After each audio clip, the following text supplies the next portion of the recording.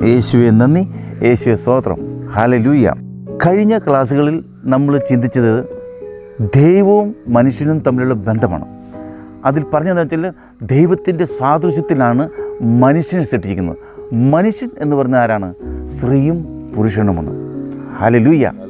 അപ്പം ഇനി നമ്മുടെ ദൗത്യം എന്താണെന്നുള്ളതാണ്. ദൈവം നമ്മളെ സൃഷ്ടിച്ചു, അനശ്വരതയ്ക്ക് വേണ്ടി സൃഷ്ടിച്ചു, അവൻ്റെ അനന്ത സാദൃശ്യം നിർമ്മിച്ചു എന്നാണ് പറയുന്നത്, നിർമ്മിച്ചു. അപ്പോൾ ഈ ദൈവവുമായിട്ടുള്ള ഗാഢബന്ധം, അപ്പോൾ നീ ഐശ്വര്യമുണ്ടാകും. Praise Lord.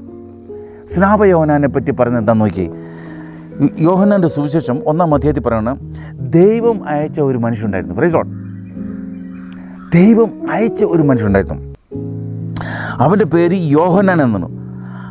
അവൻ സാക്ഷ്യത്തിനായി വന്നു. ഹല്ലേലൂയ. വെളിച്ചത്തിന് സാക്ഷ്യം നൽകാൻ, അവൻ വഴി എല്ലാവരും വിശ്വസിക്കാൻ. അവൻ വെളിച്ചമായിരുന്നില്ല. ഹല്ലേലൂയ. വെളിച്ചത്തിന് സാക്ഷ്യം വഹിക്കാൻ വേണ്ടിയാണ് അവൻ വരുന്നത്.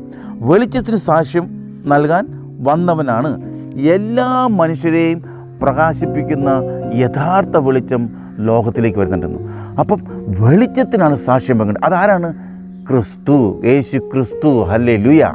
അപ്പം നമ്മുടെ ദൗത്യം എന്താണ്? സാക്ഷ്യം വഹിക്കുക എന്നുള്ളതാണ്. ദൈവത്തിന് സാക്ഷ്യം വഹിക്കാം. അതാണ് ഈശോ ഉയർത്തെഴുന്നേറ്റ് സ്വർഗത്തിലേക്ക് പോകുന്നതിന് മുമ്പ് ഒറ്റ കാര്യം പറഞ്ഞുള്ളൂ. എന്താ പറഞ്ഞത്? പരിശുദ്ധാത്മാവ് നിങ്ങളുടെ മേൽ വന്നു കഴിയുമ്പോൾ നിങ്ങൾ ശക്തി പ്രാപിക്കും, അപ്പോൾ നിങ്ങൾ എനിക്ക് സാക്ഷിയാകും. അപ്പോൾ എങ്ങനെയാണ് ഈ പരിശുദ്ധാത്മാവിൻ്റെ ഞാൻ പറഞ്ഞ വാക്കുകൾ ആത്മാവും ജീവനുമാണ്.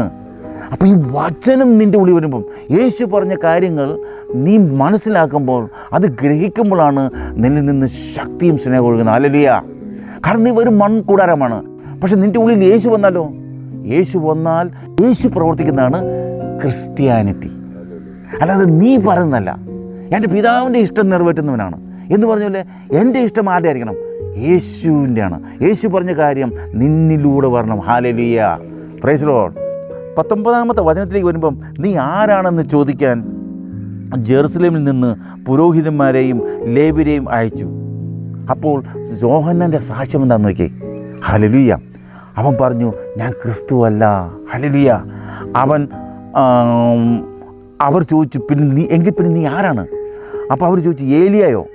അല്ല എന്ന് അവൻ പ്രതിവച്ചു. അവർ വീണ്ടും ചോദിച്ചു, എങ്കിൽ നീ പ്രവാചകനാണോ? അല്ല. ഹല്ലേലൂയ. അവൻ മറുപടി നൽകി. അവർ വീണ്ടും ചോദിച്ചു, എങ്കിൽ പിന്നെ നീ ആരാണ്? ഞങ്ങളെ അയച്ചവർക്ക് ഞങ്ങളെന്ന് മറുപടി. ഹല്ലേലൂയ. Praise Lord. അപ്പോൾ അവൻ പറഞ്ഞു, യെശയ്യാ ദീർഘദർശി പ്രവചിച്ച പോലെ കർത്താവിൻ്റെ വഴികൾ നേരെയാക്കുവിൻ എന്ന് മരുഭൂമിയിൽ വിളിച്ചു പറയുന്നവൻ്റെ ശബ്ദമാണ് ഞാൻ. ഇവിടെ ഞാൻ ആരാണെന്നല്ല പറയേണ്ടത്. ഞാൻ ഇന്ന സ്ഥലത്തെയാണെന്നോ അല്ലെങ്കിൽ ഇന്ന കുലത്തിലാണെന്നോ ഇതല്ല അവിടെ പറയുന്നത്. നീ ദൈവത്തിൻ്റെ ശബ്ദമായി മാറുക എന്നുള്ളതാണ്. ഹല്ലേലൂയ. യേശുവേ നന്ദി. ഹല്ലേലൂയ. യെശയ്യാ പറഞ്ഞത് എന്താണ്? നീ മരുഭൂമിയിൽ വിളിച്ചു പറയുന്ന ശബ്ദമാണ്. അപ്പം ദൈവത്തിൻ്റെ സ്വരമായി മാറണം നമ്മൾ. നമുക്കറിയാമല്ലോ, മൃഗങ്ങൾക്ക് അവനതായ സ്വരമുണ്ട്. ഇപ്പോൾ പശുക്കിന് അതിൻ്റെതായ, അത് കരയുന്ന ഒരു രീതിയുണ്ട്. അല്ലെങ്കിൽ ആട്, അല്ലെങ്കിൽ ഒരു പട്ടിയാണെങ്കിലും പൂച്ചയാണെങ്കിലും മൃഗങ്ങളാണെങ്കിലും പക്ഷികളാണെങ്കിലും ആരാണെങ്കിലും ഇവർക്കെല്ലാം വ്യത്യസ്ത സ്വരങ്ങളാണ് കൊടുത്തിരിക്കുന്നത്. അല്ല പ്രൈസ് ലോർഡ്. പക്ഷെ നിന്നെ സൃഷ്ടിച്ചത് എങ്ങനെയാണ്? നിന്നെ സൃഷ്ടിച്ച ദൈവത്തിൻ്റെ ആത്മാവിലാണ് സൃഷ്ടിച്ചത്. എങ്കിൽ നിന്നിൽ നിന്ന് ഏത് സ്വരം പറയണം? ദൈവസ്വരം പറയണം. ദൈവസ്വരം എന്ന് പറഞ്ഞാൽ എന്താ? വചനം. അങ്ങനെ നമ്മൾ ഓരോരുത്തരും ദൈവത്തിൻ്റെ ശബ്ദമായി മാറുമ്പോഴാണ് ദൈവത്തിന് പ്രവർത്തിക്കാൻ പറ്റുള്ളൂ. ഇല്ലെങ്കിൽ നിന്നിലൂടെ ദുഷ്ടത വന്നുകൊണ്ടിരിക്കുന്നില്ലെങ്കിൽ, ഒന്നെങ്കിൽ നിന്നിൽ സാത്താൻ പ്രവർത്തിക്കും, ഇല്ലെങ്കിൽ നിന്നിൽ ദൈവം പ്രവർത്തിക്കും. ഏതാണ് പ്രവർത്തിക്കുന്നുള്ളത് നീയാണ് തീരുമാനിക്കേണ്ടത്. മറ്റുള്ളവർ കുറ്റം പറയുമ്പം നിന്നിൽ സാറ്റാനിക് വർഷിപ്പ് നടക്കണം. അതേസമയം നീ ദൈവത്തിൻ്റെ മകനാണെന്നും ദൈവം നിൻ്റെ ഉള്ളിലുണ്ടെന്നും പറഞ്ഞാലോ, അതാണ് സത്യാത്മാവ്, ദൈവത്തിൻ്റെ സ്വരം.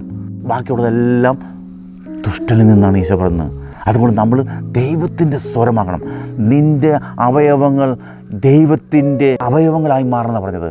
ഈ കൈയും കാലും നാവും ദൈവത്തിന് വേണ്ടിയാണ് നിന്നെ സൃഷ്ടിച്ചിരിക്കുന്നത്, അവന് വേണ്ടിയാണ് സൃഷ്ടിച്ചിരിക്കുന്നത്. ആ ഒരു ബോധ്യത്തോടെ നമുക്ക് യേശുവിനെ ഓരോരുത്തരും പ്രഘോഷിക്കണം. അത് വീട്ടിലും നാട്ടിലും എല്ലായിടത്തും. യേശുവെ നന്ദി, യേശു സ്തോത്രം. ഹല്ലേലൂയ.